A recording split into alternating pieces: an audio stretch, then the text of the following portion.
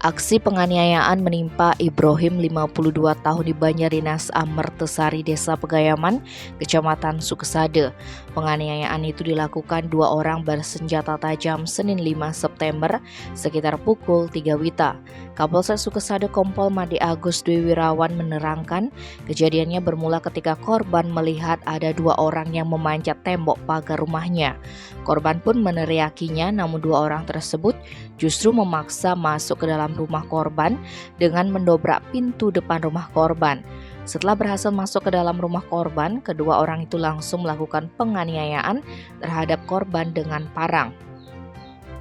Korban melakukan perlawanan dengan menangkis menggunakan tangan kiri sehingga korban mengalami luka-luka di telapak tangan, dada, dan lengan. Saat melakukan perlawanan, korban yang juga mensenjatai diri dengan parang menebas orang tersebut. Saat itu terjadi pergumulan dan saling dorong hingga korban berhasil mendorong dua orang tersebut keluar rumah. Ketika berada di luar rumah, salah satu dari dua orang itu mengambil handphone milik anak korban lalu meninggalkan rumah korban.